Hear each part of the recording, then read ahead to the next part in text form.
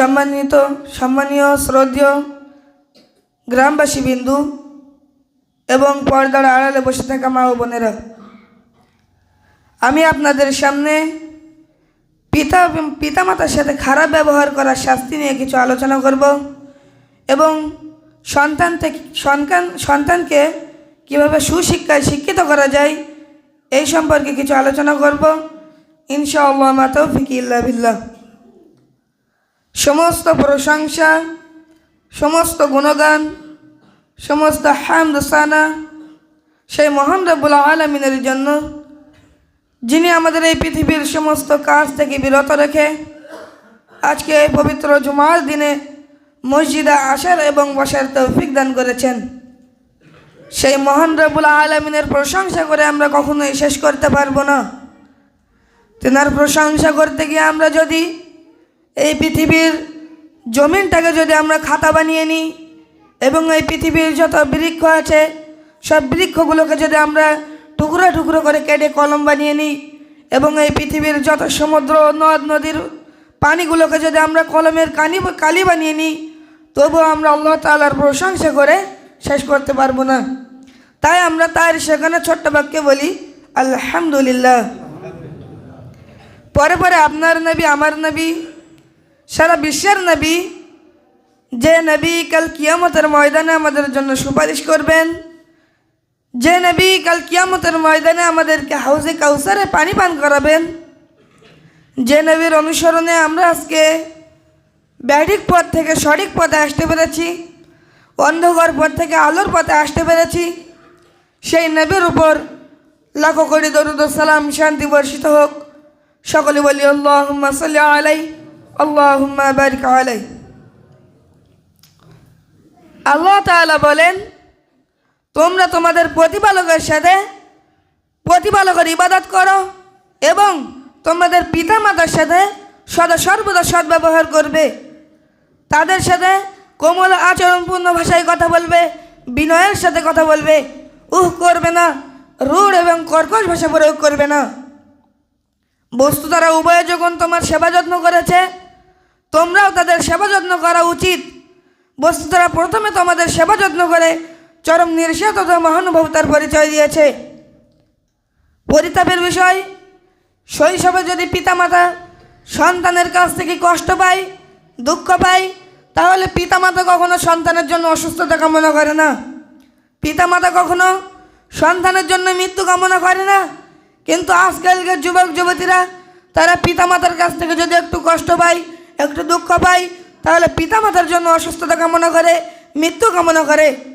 কিন্তু রাসূলুল্লাহ সাল্লাল্লাহু আলাইহি ওয়াসাল্লাম বললেন, তোমরা তোমাদের পিতামাতার সাথে এমন আচরণ করো না, তাদের সাথে কোমল আচরণপূর্ণ ভাষায় কথা বলো, বিনয়ের সাথে কথা বলো, মায়া মমতাপূর্ণ ডানা বিস্তার করে দাও। বলো, হে আমার প্রতিপালক, আমার পিতামাতা আমাকে যেরূপ করুণা সহকারে লালন পালন করেছেন, আপনিও তাদেরকে সেরূপ করুণা সহকারে লালন পালন করুন। আল্লাহ তাআলা সূরা লুকমানের মধ্যে 14 নম্বর আয়াতের মধ্যে বলছেন, আনিশকুর লিওয়ালি ওয়ালিদাইকা ইলাইয়াল মাসির। তোমরা আল্লাহ তাআলার প্রতি কৃতজ্ঞতা অর্জন করো এবং তোমাদের পিতামাতার প্রতি কৃতজ্ঞতা অর্জন করো। ইবনে আব্বাস রাদিয়াল্লাহু আনহু হতে একটি হাদিস রয়েছে। ইবনে আব্বাস রাদিয়াল্লাহু আনহু বলেন, 3টে আয়াত যা 3টি বস্তুর সাথে যুক্ত হয়ে নাজিল হয়েছে, এর একটি ছাড়া অপরটি কখনোই কবুল করবেন না আল্লাহ তাআলা। প্রথমটিতে আল্লাহ তাআলা বলেন, ওয়া আতিউল্লাহ ওয়া আতিউর রাসূলা, তোমরা আল্লাহর ইবাদত করো এবং রাসূল সাল্লাল্লাহু আলাইহি ওয়াসাল্লামের অনুসরণ করো। যে ব্যক্তি আল্লাহ তাআলার ইবাদত করলো, 5 ওয়াক্ত সালাত আদায় করলো, সারাদিন আল্লাহ তাআলার ইবাদতে রত থাকলো, কিন্তু সেই ইবাদতটি রাসূল সাল্লাল্লাহু আলাইহি ওয়াসাল্লামের অনুসরণে করেনি, রাসূল সাল্লাল্লাহু আলাইহি ওয়াসাল্লামের পদ্ধতিতে করেনি, সেই ইবাদত আল্লাহ তাআলা কখনোই কবুল করবেন না। অতএব আমরা যে ইবাদতটি করব, সেই ইবাদতটি রাসূল সাল্লাল্লাহু আলাইহি ওয়াসাল্লামের পদ্ধতিতেই করতে হবে, না হলে সেই ইবাদত আল্লাহ তাআলা কখনোই কবুল করবেন না। 2 নম্বরে বলেন, ওয়া আকিমুস সালাতা ওয়া আতুজ যাকাত, তোমরা সালাত কায়েম করো এবং যাকাত প্রদান করো। যে ব্যক্তি সালাত কায়েম করলো, যে ব্যক্তি 5 ওয়াক্ত সালাত আদায় করলো কিন্তু যাকাত দিল না, সেই ব্যক্তি সালাত কায়েম করা কখনো আল্লাহ তাআলা কবুল করবেন না। 3 নম্বর আনিশকুর লিওয়ালিদাইকা, আল্লাহ তাআলার প্রতি কৃতজ্ঞতা অর্জন করো এবং পিতা মাতার প্রতি কৃতজ্ঞতা অর্জন করো। কোনো বান্দা যদি আল্লাহ তাআলার ইবাদত করে, 5 ওয়াক্ত সালাত আদায় করে, সারাদিন মসজিদে ইবাদতে রত থাকে, কিন্তু বাড়ি এসে তার পিতা মাতার সাথে খারাপ ব্যবহার করে, দুর্ব্যবহার করে, আল্লাহ তাআলা ওই ইবাদত কখনোই কবুল করবেন না, সেটা অগ্রহণযোগ্য বলে বিবেচিত হবে। রাসূল সাল্লাল্লাহু আলাইহি ওয়াসাল্লাম হাদিসের মধ্যে বলছেন, রিদাল্লাহু ফি রিদাল ওয়ালিদাইনি ওয়া সাকাতাল্লাহু ফি সাকাতাল ওয়ালিদাইনি, আল্লাহ তাআলা সন্তুষ্টই পিতামাতার সন্তুষ্ট এবং পিতামাতার অসন্তুষ্টই আল্লাহ তাআলার অসন্তুষ্ট। অর্থাৎ পিতামাতার সাথে সর্বদা সদ্ব্যবহার করতে হবে। এক ব্যক্তি রাসূল সাল্লাল্লাহু আলাইহি ওয়াসাল্লামের সাথে জিহাদে যাওয়ার অনুমতি চাইলেন, তখন রাসূলুল্লাহ সাল্লাল্লাহু আলাইহি ওয়াসাল্লাম হাদিসের মধ্যে বলছেন, আহাইয়ু ওয়ালিদাইকা, ক্বালা নাম, ক্বালা ফাফিহিমা ফাজাহিদ, তোমার পিতা মাতার মধ্যে কেউ কি জীবিত রয়েছে? সেই ব্যক্তি বলল, জি রয়েছে। তখন রাসূলুল্লাহ সাল্লাল্লাহু আলাইহি ওয়াসাল্লাম বলছেন, তাহলে তাদের সেবাই তোমার জন্য জিহাদ। এখানে লক্ষণীয় বিষয় এটাই, পিতামাতার সেবাকে, পিতামাতার যত্নকে এখানে জিহাদের উপর অগ্রাধিকার প্রদান করা হয়েছে। আল্লাহ রাসূল সাল্লাল্লাহু আলাইহি ওয়াসাল্লাম বলেন, সবচেয়ে বড় কাবিরা গুনাহ কি তা আজকে আমি তোমাদেরকে জানাবো। তা হলো পিতামাতার সাথে দুর্ব্যবহার করা এবং আল্লাহ তাআলার সাথে শিরক করা। আমাদের মধ্যে অনেকে আছে যারা আমরা জানি না শিরক কাকে বলে। শিরকের আবিধানিক অর্থ হলো শরীক স্থাপন করা, শরীক বা অংশীদার স্থাপন করা। পারিভাষিক অর্থই বলা হয় আল্লাহ তাআলা ব্যতীত অন্য কোনো ব্যক্তি বা বস্তুকে আল্লাহ তাআলার সমপর্যায়ে মনে করাকে শিরক বলা হয়। এই শিরক 2 ধরনের হয়। 1 নম্বর শিরকে আকবর, 2 নম্বর শিরকে আসগর। শিরকে আকবর মানে বড় শিরিক। কাকে বলে? যেমন আল্লাহ তাআলা ব্যতীত অন্য কোনো ব্যক্তি বা বস্তুকে আল্লাহ তাআলার সমপর্যায়ে মনে করাকে বড় শিরক বলা হয়। আল্লাহ তাআলা ব্যতীত অন্য কোনো ব্যক্তি বা বস্তুর জন্য সাজদা দেওয়াকে বড় শিরক বলা হয়। আল্লাহ তাআলা ব্যতীত অন্য কোনো ব্যক্তি বা বস্তুর জন্য কুরবানি, আল্লাহ তাআলার নাম ব্যতীত অন্য কোনো কারোর নামে কুরবানি করাকে বড় শিরক বলা হয়। গায়েব অদৃশ্য জ্ঞান লাগা, নজর মানত, এইসব বড় শিরকের অন্তর্ভুক্ত। এবং 2 নম্বর শিরকে সগীর, শিরকে আকবর, আসগর মানে ছোট শিরিক। কাকে বলে? যেমন আল্লাহ তাআলা ব্যতীত অন্যের নামে কসম খাওয়া, লোক দেখানো ইবাদত করা।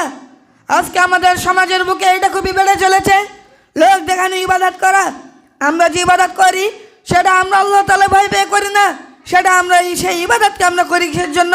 সেই ইবাদতটি করি যখন আমরা মসজিদে যাব তখন লোকে বলবে, ওই দেখো একজন মুমিন ব্যক্তি যাচ্ছে, ওই দেখো একজন ইমানদার ব্যক্তি যাচ্ছে, ওই দেখো একজন 5 ওয়াক্ত সালাত আদায়কারী যাচ্ছে। এই জন্য আমরা সালাত আদায় করি। কিন্তু এমনটা নয়, আমাদের কি ইবাদত করতে হবে একমাত্র আল্লাহ তাআলাকে এক জেনে শুধুমাত্র তারই সন্তুষ্টির জন্য ইবাদত করতে হবে। অন্য কোনো ব্যক্তি বা বস্তুর জন্য করলে সেটা শিরক হয়ে যাবে। অতএব আমাদেরকে শিরক থেকে বিরত রাখতে হবে। এই শিরক সম্পর্কে আল্লাহ তাআলা কুরআনুল কারীমের মধ্যে সূরা মাইদায় 72 নম্বর আয়াতের মধ্যে বলছেন, ইন্নাহু মান ইউশরিক বিল্লাহি ফাকাদ হারামাল্লাহু আলাইহিল জান্নাহ আলাইহিল জান্নাতু ওয়া মাওয়াহুন নার। যে ব্যক্তি শিরক করলো, যে ব্যক্তি শিরক করা অবস্থায় মৃত্যুবরণ করলো, সেই ব্যক্তি জাহান্নামী, সেই ব্যক্তি জাহান্নামে নিক্ষেপ করা হবে এবং জাহান্নামে সর্বনিম্ন স্থলে প্রবেশ করানো হবে এবং সেখান থেকে বাঁচানোর তার কোনো লোক থাকবে না। অতএব শিরক হতে দূরে থাকতে হবে। শিরক করলে সমস্ত গুনাহ বাতিল হয়ে যাবে। অতএব আমাদেরকে শিরক করলে হবে না, আল্লাহ তাআলার সাথে শিরক করা কাবিরা গুনাহ। আল্লাহ তাআলা রাসূল সাল্লাল্লাহু আলাইহি ওয়াসাল্লাম একটি হাদিসের মধ্যে বলছেন, লা ইয়াদখুলুল জান্নাতা আক্কু ওয়ালা মান্নানু ওয়ালা মুদমিনু খামরিন। যে ব্যক্তি নেশাপান করে, যে ব্যক্তি সুদ খায়, যে ব্যক্তি খোঁটাদান করে এবং লাস্ট কথা যেটি বলেছেন সেটি হলো পিতামাতার সাথে যে ব্যক্তি সৎ ব্যবহার অসৎ ব্যবহার করে, সেই ব্যক্তি আল্লাহ তাআলা অভিশপ্ত করেছেন। অতএব করার চেয়েও যদি ক্ষুদ্র কোনো কষ্টদায়ক ভাষা থাকতো, আল্লাহ তাআলা কুরআনুল কারীমের মধ্যে সেটাও নিষেধ করতেন। রাসূল সাল্লাল্লাহু আলাইহি ওয়াসাল্লাম আরেকটি হাদিসের মধ্যে বলছেন, লাআনাল্লাহু মান সাব্বা আবাহু। যে ব্যক্তি তার পিতাকে গালি দেয়, তিরস্কার করে আল্লাহ তাআলা তাকে অভিশপ্ত করেছেন। লাআনাল্লাহু মান সাব্বা উম্মাহু, এবং যে ব্যক্তি তার মাতাকে গালি দেয়, তিরস্কার করে, আল্লাহ তাআলা তাকে অভিশপ্ত করেছেন। অতএব আমাদেরকে শিরক থেকে সদা সর্বদা বিরত থাকতে হবে। কোনো বান্দা যখন তার পিতামাতার সাথে দুর্ব্যবহার করে, অসদাচরণ করে, আল্লাহ তাআলা তার আয়ু কমিয়ে দেন, এবং কোনো বান্দা যখন তার পিতামাতার সাথে সদ্ব্যবহার করে, আল্লাহ তাআলা তার আয়ু বাড়িয়ে দেন, যাতে সে আরও সুখ শান্তি এবং কল্যাণ লাভ করতে পারে। রাসূল সাল্লাল্লাহু আলাইহি ওয়াসাল্লামের কাছে এক ব্যক্তি এসে বলছেন, ইয়া রাসূলুল্লাহ, আমার পিতা আমার ধন সম্পদ সব নষ্ট করে দিতে চাই। তখন রাসূলুল্লাহ সাল্লাল্লাহু আলাইহি ওয়াসাল্লাম বলছেন, আনতা ওয়া মালুকা লিআবিকা, তুমি এবং তোমার ধন সম্পদ দুটোই তোমার পিতার। অতএব পিতামাতার সাথে খারাপ ব্যবহার করলে চলবে না। যে পিতা আপনাকে ছোটবেলা থেকে লালন পালন করে আজকে এই বড় করে তুলেছে, যে পিতা আপনাকে নিজে না খেয়ে আপনাকে খাইয়ে বড় করে তুলেছে, আপনি সেই পিতার সাথে আজকে খারাপ ব্যবহার করছেন। যে মা আপনাকে 10 মাস 10 দিন গর্ভে রেখে আপনাকে এই পৃথিবীর আলো দেখিয়েছে, সেই মায়ের সাথে আপনি আজকে দুর্ব্যবহার করছেন। কাল কিয়ামতের ময়দানে আল্লাহ তাআলা আপনাকে কঠিন থেকে কঠিনতম শাস্তি বরাদ্দ করে রেখেছেন। অর্থাৎ পিতা মাতার সাথে কোনো বান্দা যদি খারাপ ব্যবহার করে, আল্লাহ তাআলা তার কঠিনতম কঠিন শাস্তি দিবেন। রাসূল সাল্লাল্লাহু আলাইহি ওয়াসাল্লামের কাছে এক ব্যক্তি এসে বলছেন, ইয়া রাসূলুল্লাহ, আরাফ কি? তখন রাসূলুল্লাহ সাল্লাল্লাহু আলাইহি ওয়াসাল্লাম বলছেন, জান্নাত এবং জাহান্নামের মাঝে লম্বা একটি পাহাড়, যেখান থেকে জান্নাত এবং জাহান্নাম দুটোই টের পাওয়া যায় বলে এর নাম রাখা হয়েছিল আরাফ। এখানে যারা পিতামাতার সম্মতি ব্যতীত জিহাদে গিয়ে শাহাদাত বরণ করেছে, তারাই এখানে অবস্থান করবে। এখানে বহু ফলবান এবং গাছপালা এবং ঝর্ণা থাকায় এর নাম রাখা হয়েছিল আরাফ। আল্লাহ তাআলা রাসূলুল্লাহ সাল্লাল্লাহু আলাইহি ওয়াসাল্লাম হাদিসের মধ্যে বলছেন, আল জান্নাতু তাহতা আকদামিল উম্মাহাত, জান্নাত হলো মায়ের পায়ের নিচে অবস্থিত। অর্থাৎ পিতামাতার সাথে দুর্ব্যবহার করলে আপনি বাঁচতে পারবেন না। রাসূল সাল্লাল্লাহু আলাইহি ওয়াসাল্লাম আরেকটি হাদিসের মধ্যে বলছেন, আল খলাতু বিমানজিলাতিল উম্মি, খালা মায়ের মর্যাদা সম্পন্ন মায়ের মতো। আপনি মায়ের সাথে যেমন আচরণ করবেন, মায়ের সাথে যেমন সদাচরণ করবেন, খালা মায়ের সাথেও তেমনই আচরণ করতে হবে। খালা মায়ের সাথেও দুর্ব্যবহার করলে চলবে না। আপনি মায়ের সাথে যেমন আচরণ করবেন, খালা মায়ের সাথেও তেমনই আচরণ করতে হবে। একটি হাদিস বলে আপনারা আরও বুঝতে পারবেন। আন আবি হুরায়রা রাদিয়াল্লাহু তাআলা আনহু আন্না রাসূলুল্লাহ সাল্লাল্লাহু আলাইহি ওয়াসাল্লাম জাআ রাজুলুন ইলা রাসূলিল্লাহ সাল্লাল্লাহু আলাইহি ওয়াসাল্লাম ফাকালা ইয়া রাসূলুল্লাহ মান আহাক্কুন নাসি বিহুসনি সাহাবাতি ক্বালা উম্মুকা ক্বালা সুম্মা মান ক্বালা উম্মুকা ক্বালা সুম্মা মান ক্বালা উম্মুকা ক্বালা সুম্মা মান ক্বালা আবুকা। আবু হুরায়রা থেকে বর্ণিত, তিনি বলেন, রাসূল সাল্লাল্লাহু আলাইহি ওয়াসাল্লামের কাছে একটি বান্দা এসে বলছেন, ইয়া রাসূলুল্লাহ, মানুষের মধ্যে আমার কাছে সবচেয়ে সৎ ব্যবহার পাওয়ার বেশি অধিকারী কে? তখন রাসূলুল্লাহ সাল্লাল্লাহু আলাইহি ওয়াসাল্লাম বলছেন, ক্বালা উম্মুকা, তোমার মাতা। সেই ব্যক্তি আবার বলল, ক্বালা সুম্মা মান, এরপর কে?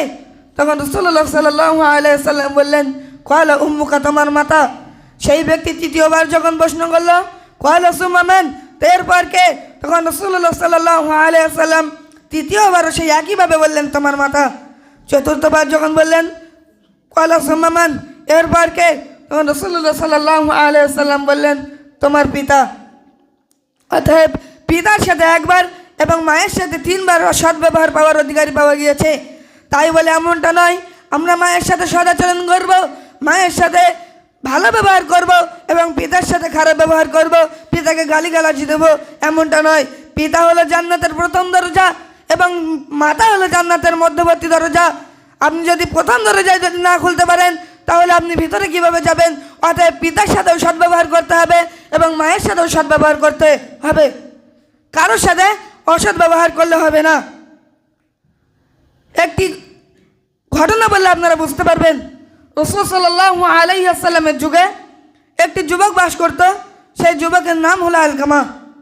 সে যখন মুমূর্ষু অবস্থায় পড়ে রইল, তখন তার স্ত্রী রাসূল সাল্লাল্লাহু আলাইহি ওয়াসাল্লামকে খবর পাঠান। তখন রাসূল সাল্লাল্লাহু আলাইহি ওয়াসাল্লাম বিলাল রাদিয়াল্লাহু আনহুকে বললেন, হে বিলাল, তুমি যাও গিয়ে দেখো তার কার মুখ দিয়ে কালেমা উচ্চারণ হচ্ছে কিনা। তখন বিলাল রাদিয়াল্লাহু আনহু তার বাড়িতে গেলেন, গিয়ে দেখলেন তার মুখ দিয়ে কালেমা উচ্চারণ হচ্ছে না। তখন বিলাল রাদিয়াল্লাহু আনহু রাসূল সাল্লাল্লাহু আলাইহি ওয়াসাল্লামের কাছে এসে বলছেন, ইয়া রাসূলুল্লাহ, তার মুখ দিয়ে কোনো কালেমা উচ্চারণ হচ্ছে না। তখন রাসূল সাল্লাল্লাহু আলাইহি ওয়াসাল্লাম জিজ্ঞাসা করলেন, তুমি যাও গিয়ে দেখো তার পিতা মাতার মধ্যে কেউ কি জীবিত রয়েছে, তুমি যাও গিয়ে দেখো। তখন বিলাল রাদিয়াল্লাহু আনহু গিয়ে যখন জিজ্ঞাসা করলেন, তখন বলল তার বৃদ্ধা মা জীবিত রয়েছে। তখন রাসূলুল্লাহ সাল্লাল্লাহু আলাইহি ওয়াসাল্লাম বললেন, তুমি যাও গিয়ে তার বৃদ্ধা মাকে আমার কাছে নিয়ে আসো। তিনি যদি না আসতে পারেন তাহলে আমি তেনার কাছে নিজে আমি যাব। তখন সেই ব্যক্তি তার বৃদ্ধা মায়ের কাছে গিয়ে বলল, হে আলকামারে মা, রাসূল সাল্লাল্লাহু আলাইহি ওয়াসাল্লাম আপনাকে ডেকেছেন। আপনি যদি না যেতে পারেন তাহলে রাসূল সাল্লাল্লাহু আলাইহি ওয়াসাল্লাম নিজেই আপনার কাছে আসবে। তখন সেই আলকামারে মা লাঠি ভর দিয়ে রাসূল সাল্লাল্লাহু আলাইহি ওয়াসাল্লামের কাছে আসলেন। এসে বললেন, সালাম করলেন, করে বললেন, ইয়া রাসূলুল্লাহ, কী হয়েছে বলুন। তখন রাসূলুল্লাহ সাল্লাল্লাহু আলাইহি ওয়াসাল্লাম বললেন, আপনার সন্তান, আপনার ছেলে পুত্র আলকামা, সে জীবনে সুস্থ থাকা অবস্থায় কেমন ছিল। তখন রাসূলুল্লাহ সাল্লাল্লাহু আলাইহি ওয়াসাল্লাম বলার পরে সে আলকামারে মা বলছে, সে খুবই আল্লাহ তাআলার ইবাদত করত, দান সাদকার মাধ্যমে সারাদিন আল্লাহ তাআলার ইবাদতে রত থাকতো। তখন রাসূলুল্লাহ সাল্লাল্লাহু আলাইহি ওয়াসাল্লাম বললেন, আপনার তার উপর অনুভব কেমন। তখন সে আলকামারে মা বলল, আমি তার উপর অসন্তুষ্ট। তখন রাসূল সাল্লাল্লাহু আলাইহি ওয়াসাল্লাম বললেন, কারণ আপনি তার উপর অসন্তুষ্ট কেন। তখন সে আলকামারে মা বলল, সে আমার কথা মানত না, সে আমার আদেশ পালন করতো না, এবং সে আমার সাথে অসন্তুষ্ট কারণ সে আমার সাথে দুর্ব্যবহার করত এবং তার স্ত্রীকে আমার উপর অগ্রাধিকার প্রদান করেছে, এই জন্য আমি তার উপর অসন্তুষ্ট। তাহলে রাসূল সাল্লাল্লাহু আলাইহি ওয়াসাল্লাম বিলাল রাদিয়াল্লাহু আনহুকে বললেন, হে বিলাল, তুমি যাও জঙ্গল থেকে প্রচুর পরিমাণে শুকনো কাঠ সংগ্রহ করে নিয়ে আসো। তখন বিলাল রাদিয়াল্লাহু আনহু যখন যাবেন, তখন বৃদ্ধা মা বলছি, ইয়া রাসূলুল্লাহ, শুকনো কাঠ দিয়ে কী হবে। তখন রাসূল সাল্লাল্লাহু আলাইহি ওয়াসাল্লাম বলছেন, শুকনো কাঠ দিয়ে আপনার সন্তান আলকামারকে জ্বলন্ত আগুনে জ্যান্ত পুড়িয়ে মারা হবে। তখন সেই বৃদ্ধা মা বলছে, ইয়া রাসূলুল্লাহ, আমি আমার সন্তানকে আমার নিজের সামনে নিজের চোখে আমি কেমনভাবে পড়তে দেখতে পারি। তখন রাসূলুল্লাহ সাল্লাল্লাহু আলাইহি ওয়াসাল্লাম বলছেন, আপনি যদি এই দুনিয়ার জীবনে বেঁচে থাকতে যদি আপনার সন্তানকে জ্বলন্ত আগুনে পুড়তে না দেখতে পারেন, কাল কিয়ামতের ময়দানে আল্লাহ তাআলা এর চেয়ে বেশি শাস্তি, বড় ধরনের শাস্তি বরাদ্দ করে রেখেছেন। কাল কিয়ামতের ময়দানে আপনি কেমনভাবে সহ্য করবেন। তখন রাসূলুল্লাহ সাল্লাল্লাহু আলাইহি ওয়াসাল্লাম বলেন, আপনি যদি আপনার সন্তানকে জ্বলন্ত আগুনে পুড়তে না দেখতে পারেন তাহলে আপনি আল্লাহ তাআলার ফেরেশতা এবং উপস্থিত জনতাকে সাক্ষী রেখে তার উপরে সন্তুষ্ট হয়ে যান। আপনি যদি মিথ্যা কথা বলেন তাহলে আল্লাহ তাআলার পক্ষ হতে আমার কাছে ওহী আসবে। তখন সে আলকামারে মা আল্লাহ তাআলা ও তার ফেরেশতাদেরকে সাক্ষী রেখে, উপস্থিত জনতাকে সাক্ষী রেখে আল্লাহ তাআলা সেই বান্দা আলকামারে মা সে তার সন্তানের উপর সন্তুষ্ট হয়ে যায়। তখন বিলাল রাদিয়াল্লাহু আনহুকে বললেন, হে বিলাল, তুমি যাও গিয়ে দেখো তার মুখ দিয়ে কালেমা উচ্চারণ হচ্ছে কিনা। তখন বিলাল রাদিয়াল্লাহু আনহু গেলেন, গিয়ে তার বাড়ির পাশ দিয়ে শুনে যাচ্ছে, লা ইলাহা ইল্লাল্লাহু মুহাম্মাদুর রাসূলুল্লাহ, এই কালেমা তাইয়্যিবা জোরে জোরে পাঠ হচ্ছে। তার বাড়ির পাশ দিয়ে শোনা যাচ্ছে এই কালেমা তাইয়্যিবা জোরে জোরে উচ্চারণ হচ্ছে, লা ইলাহা ইল্লাল্লাহু মুহাম্মাদুর রাসূলুল্লাহ। তখন বিলাল রাদিয়াল্লাহু আনহু ভেতরে গেলেন, গিয়ে বললেন, হে উপস্থিত জনতাগণ, তোমরা শুনে রাখো, যে ব্যক্তি তার পিতামাতার সাথে খারাপ ব্যবহার করবে, যে ব্যক্তি তার পিতামাতার সাথে দুর্ব্যবহার করবে, আল্লাহ তাআলা তাকে ছেড়ে দেবে না। আল্লাহ তাআলা তার মুখ এমনভাবে বন্ধ করে দেবেন, তার বৃদ্ধা মা তার উপর অসন্তুষ্ট থাকায় তার মুখ দিয়ে কালেমা উচ্চারণে অক্ষম হচ্ছিল, তার মুখ দিয়ে কালেমা উচ্চারণ হচ্ছে না। অতএব তোমরা আল্লাহ তাআলা এবং আল্লাহ তাআলার সাথে খারাপ ব্যবহার করো না এবং তোমাদের পিতামাতার সাথে দুর্ব্যবহার কখনোই করবে না। আল্লাহ তাআলা রাসূল সাল্লাল্লাহু আলাইহি সাল্লাম যখন তার মাতা যখন বললেন, তার মাতা যখন তার উপর সন্তুষ্ট হয়ে যায়, তখনই চিনতে আল্লাহ তাআলা এবং তার মুখ খুলে দিয়েছেন এবং তার মুখ দিয়ে কালেমা তাইয়্যিবা উচ্চারণ হয়েছে। অতএব পিতামাতার সাথে কেউ দুর্ব্যবহার করবে না। আর একটি কথা, আজকে আমাদের সন্তানরা আমাদের সাথে এমন খারাপ ব্যবহার করছে, তার একটাই কারণ, তা হলো আমরা তাদেরকে সুশিক্ষায় শিক্ষিত করতে পারিনি, আমরা তাদেরকে ইসলামী শিক্ষায় শিক্ষিত করতে পারিনি। আল্লাহ তাআলা কুরআনুল কারীমের মধ্যে 20 নম্বর সূরা 132 নম্বর আয়াতের মধ্যে বলছেন, ওয়া'মুর আহলাকা বিস-সালাতি ওয়াসতাবির আলাইহা, তোমরা তোমাদের পরিবার বর্গকে সালাতের নির্দেশ দাও এবং নিজেও তাতে অবিচল থাকো। আমরা আমাদের পরিবার বর্গকে তো সালাতের নির্দেশ দেওয়া তো দূরে যাক, আমরা তো নিজেই ভালোভাবে সালাত আদায় করি না, নিজেই ভালোভাবে সালাত কায়েম করি না, তাহলে আমাদের সন্তানদেরকে কেমনভাবে সালাত আদায়ের নির্দেশ দেবো? রাসূল সাল্লাল্লাহু আলাইহি ওয়াসাল্লাম বলছেন, তোমাদের সন্তানদের বয়স যখন 7 বছর হয় তাহলে তাদেরকে সালাতের নির্দেশ দাও এবং 10 বছর বয়স হলে তাদেরকে শাসন করো। আপনি আপনার সন্তানকে কখনো শাসন করেছেন? আপনার সন্তান যখন মসজিদে আসে না, নামাজ পড়তে আসে না, আপনি সন্তানকে কখনো বলেননি, যা বাবা তুই মসজিদে নামাজ পড়ে আয়, যা কোরআন পড়তে যা মসজিদে পড়াচ্ছে? আপনি কখনো আপনার সন্তানকে এমনভাবে বলেননি? লুকমান হাকিম যেমন তার সন্তানকে বলেছিল, ইয়া বুনাইয়া, হে আমার পুত্র, লা তুশরিক বিল্লাহ, তুমি শিরিক করো না, ইন্না শিরকা লাযুলমুন আযীম, নিশ্চয় শিরিক হলো বড় একটু অপরাধ, নিশ্চয় শিরিক হলো বড় জুলুম। এমনভাবে আপনি সন্তানকে কখনো বলেছেন? বলেননি। তাহলে আপনার সন্তান আজকে মসজিদে চিনবে কি করে? মসজিদ চিনবে না। আপনি আপনার সন্তানকে সুশিক্ষায় শিক্ষিত করুন। রাসূল সাল্লাল্লাহু আলাইহি ওয়াসাল্লাম আন জাবির রাদিয়াল্লাহু আনহু আন রাসূলুল্লাহ সাল্লাল্লাহু আলাইহি ওয়াসাল্লাম বাইনাল আবদি ওয়া বাইনাল কুফরি তারকুস সালাত। জাবির রাদিয়াল্লাহু আনহু হতে পর্যন্ত রাসূল সাল্লাল্লাহু আলাইহি ওয়াসাল্লাম বলছেন, মুমিন এবং কাফেরের মধ্যে পার্থক্য হলো সালাত ছেড়ে দেওয়া। অতএব আমাদেরকে সালাত কায়েম করতে হবে। আরেকটি হাদিসের দিকে আমরা লক্ষ্য করলে বুঝতে পারবো, আন আবি হুরায়রা রাদিয়াল্লাহু তাআলা আনহু আন্না রাসূলুল্লাহ সাল্লাল্লাহু আলাইহি ওয়াসাল্লাম আহাব্বুল বিলাদি ইলাল্লাহি মাসাজিদুহা ওয়া আবগাযুল বিলাদি ইলাল্লাহি ওয়া আসওয়াকুহা। রাসূল সাল্লাল্লাহু আলাইহি ওয়াসাল্লাম বলছেন, সবচেয়ে উত্তম জায়গা, সবচেয়ে পবিত্র জায়গা হলো মসজিদ এবং সবচেয়ে নিকৃষ্ট জায়গা, খারাপ জায়গা হলো বাজার। আমরা মসজিদের ধার দিয়ে চলে যাই, বাজারে 3 বেলা চলে যাই, কিন্তু আমরা 5 ওয়াক্ত সালাত আদায় করতে আসি না। বাজারে গিয়ে আপনাদের কেউ ডাকে, হাইয়া আলাস সুক, হাইয়া আলাস সুক, তোমরা বাজারের দিকে এসো, বাজারের দিকে আসো, এমনটা কেউ আপনাদের বলে না। কিন্তু মসজিদে মুয়াজ্জিন হাত দিচ্ছে, হাইয়া আলাস সালাহ, হাইয়া আলাস সালাহ, তোমরা মসজিদ নামাজের দিকে আসো, নামাজের দিকে আসো, হাইয়া আলাল ফালাহ, হাইয়া আলাল ফালাহ, তোমরা সফলতার দিকে এসো, কামিয়াবির দিকে এসো। এমন না মুয়াজ্জিন হাত দিচ্ছে 5 ওয়াক্ত, কিন্তু আমরা সালাত আদায় করতে আসি না। আমরা 1 ওয়াক্ত সালাত আদায় করি না, মসজিদের পায়ে দিয়ে চলে যাই, কিন্তু মসজিদের দিকে একবারও ঘুরে তাকিয়েও দেখি না। এমনটা নয়, আমাদেরকে দৈনিক 5 ওয়াক্ত সালাত আদায় করতে হবে এবং আমাদের সন্তানদেরকে সুশিক্ষায় শিক্ষিত করতে হবে। আপনার সন্তান যখন আপনার পায়ে দিয়ে মোবাইল নিয়ে চলে যায়, এ বাগানে ও বাগানে গিয়ে গেম খেলে, আপনি তাদেরকে কখনো শাসন করেননি। আপনার সন্তান যখন স্কুলে যায়, আপনি কখনো খোঁজ নেননি যে তারা স্কুলে যাচ্ছে, কি বল ফিল্ডে খেলা করছে, কি পার্কে গিয়ে বসে থাকছে? আপনি কখনো খোঁজ নিয়েছেন? নেননি। তাহলে আপনার সন্তান অবাধ্য হবেই। অতএব আমাদেরকে সন্তানদেরকে সুশিক্ষায় শিক্ষিত করতে হবে, তাদেরকে খেয়ালে রাখতে হবে এবং সালাতের নির্দেশ দিতে হবে যেন তারা 5 ওয়াক্ত সালাত আদায় করে। পরিশেষে আল্লাহর কাছে দোয়া করি, ওগো আল্লাহ, আমরা যেন দৈনিক 5 ওয়াক্ত সালাত আদায় করতে পারি, সেই তৌফিক দান করুন, আল্লাহুম্মা আমিন।